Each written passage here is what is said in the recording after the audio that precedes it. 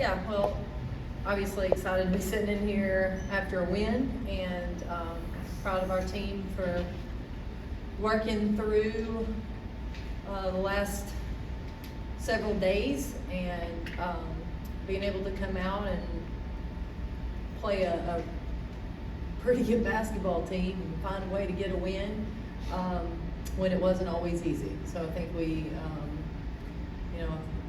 that's what we needed. Our team needed that in the locker room. They needed to see some success, and hopefully we can build on that. Let's start with Maria. Coach, this probably falls in the category of be careful what you show the coach, because you're going to expect it. But Jewel, 7 rebounds. I mean, y'all are different at guard spot when she can rebound like that. Yeah, we need a little bit more production there. Obviously, for us, we can go spells where we didn't score, so you miss a shot, and we've got to be able to come up with an offensive board. Ironically, I thought the play of the game was her put back in the fourth quarter. She got the offensive board. I think they had cut it to 1. She gets the offensive board and put back.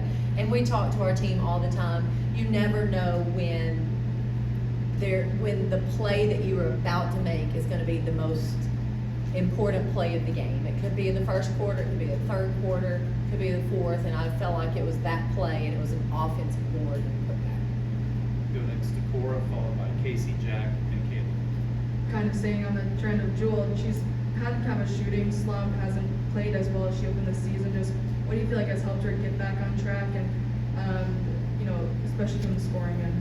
Yeah, she's actually shot the ball pretty well in practice. She started out the game today 0 for 5, and I thought our pace, getting our pace up there probably helps her. She just started 0 for 5, but she got one to finally go in the second half, and you could just see the relief on her face when she made it. And that's what she needed to see, and she needed to be reminded that yes, she can shoot. Yes, she can shoot in a game, not just practice. So I think also for her, sometimes you need to find easy plays, and maybe that's getting a stop on the defensive end, maybe it's getting a defensive board or an offensive board. Sometimes you just need to make a play to give yourself some confidence for that shot to go in. What have you liked about Caroline Strickland being in the starting spot the last 2 games? Well, obviously she's been productive, and Caroline works so hard. She's one of the more fearless players on our team. I think she gives us versatility in that you've got to guard her from the 3-point line, but she can score in the paint. She posts up very strong. She's really hard to guard down there when she's posting up, and I think when you have that presence, it opens a lot of things up for everybody else. So I love that she's being aggressive and playing with confidence. Coach, 22 turnovers, that's continued to be an issue going back to the start of the season. What are you working on in practice to rectify that issue? Well, I'll tell you, we had 11 in the last game, and that didn't work, right? So we have to find the balance. We're not going to be a 0 turnover. The problem with the turnovers tonight, you're right, 22 is too many. But the unforced turnovers were a problem tonight.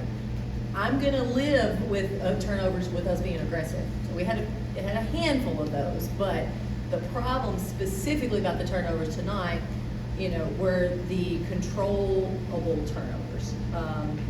The missed execution on the easy pass. Those are the ones that we have to be able to clean up, and honestly, that probably dips this one down to probably about 11, to be honest with you. You're able to out-rebound Eastern Kentucky tonight. They scored more second chance points than you were able to get. What went wrong in the offensive glass there? Well, I think at times,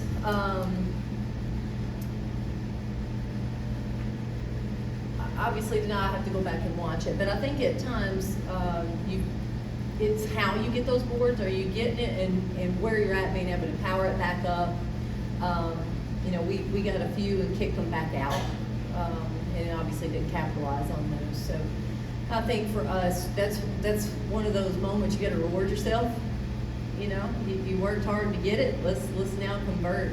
It's like That's like bursting the other team's balloon. You get an offensive board and score. So, you know, we still gave up, in my opinion, too many offensive boards. This team averages 16 offensive boards per game, and obviously we held them under that number. So that's a positive. I still think there were a couple we could have gotten back.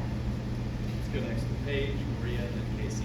How much of a turning point do you think this game can be, especially when you consider how EKU did get it to a 1-point game, but then he didn't spiral and extended it to another 10-point, 11-point lead? Yeah, I think the way we won should be a really good lesson for our team, good experience for our team. You know, you hope that they can breathe a little bit now, take a little bit of pressure off of them, because I know they were feeling it. You know, they want to win, they want to do well. I think they responded in practice the last 2 days. I've been really proud of them and how they responded, and I'm just so happy for them that they got to see it pay off, and now we want to try to build on that and try to take some momentum into this break. Maria. Tamari obviously got her 300th career block last game and then 3 in this game. She's one of only 9 players in the SEC to hit 300. Just what is that milestone? I mean, just how big is that milestone? She's a difference maker, and I know today she didn't get as many minutes, and it was not her fault. I mean, obviously we had Caroline playing well. I thought Jillian played really well. Matchups lended to not being able to play them a lot together. But when Tamari can change the game defensively, and that's a big number. That's a big number. And just when you put it in perspective there, you realize how elite she is as a shot blocker. Casey. Is there anything the team can do next game moving forward to avoid that scoring drought that you guys had out of the gate, maybe settling in a little bit more? How can they achieve that? Yeah, I thought we got some good shots. We just didn't knock them down. I thought we didn't settle in the paint and score. It took us a while to get to that point. So that's just maturity, you know, being able to settle and score. We'll go back and watch all the outside shots. We did not shoot it well in that first half from the perimeter. We emphasized getting the ball inside, and I think when we were looking in the paint, we actually found our rhythm on the perimeter a little bit more. So I think our players, that to me was just telling me how focused they were on their game plan. You know, they passed up some shots there in the second half to look inside, knowing that's what we were trying to do. And I think because of it, they probably took a few better shots and we hit a few more. Ryan, Cora, and then Paige. You have 2 pretty sizable gaps on either side of this Wofford game. How important are those weeks where you maybe get a look at yourself, and what do you want to see out of the team? Yeah, I think, you know, this could be extremely valuable time if we are able to progress through practice.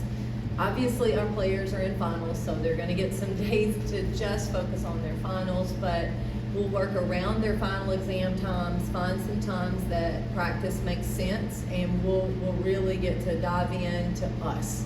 It's nice to be able to focus on us and not an opponent for a little while. You know, we'll get to put some things in that we've been wanting to put in, we've just not had the time because of games.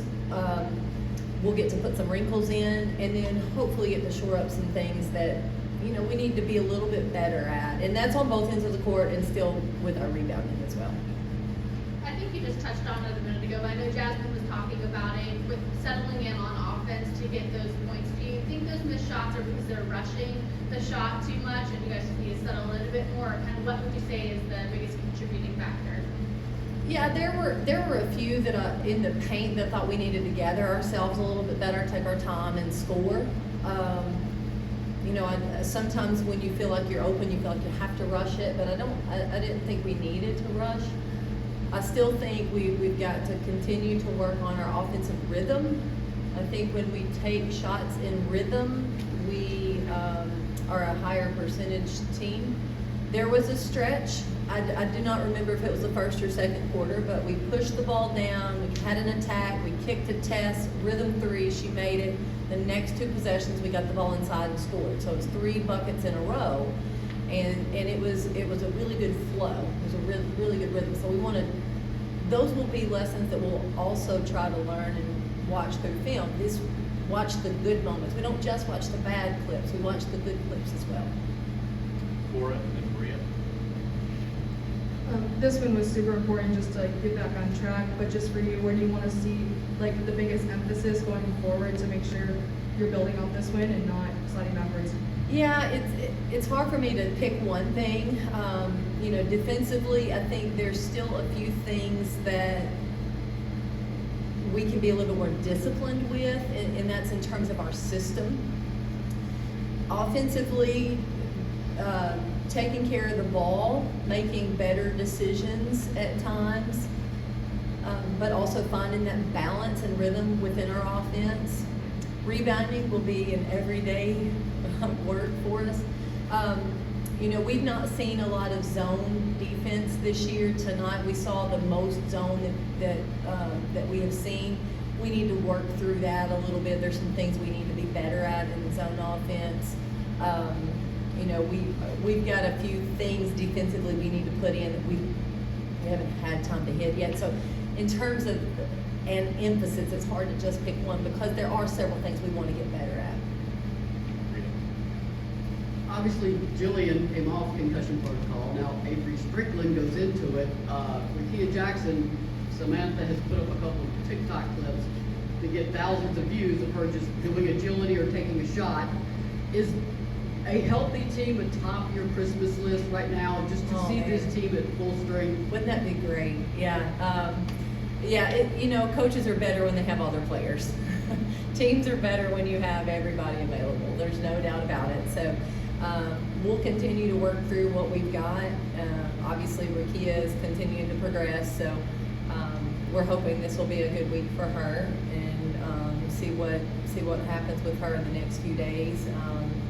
And Avery as well. It's just I hate it for her. She just gets back and tries to get back in the swing of things, and then she has to go back into concussion protocol. All right. Thank you, Coach. All right.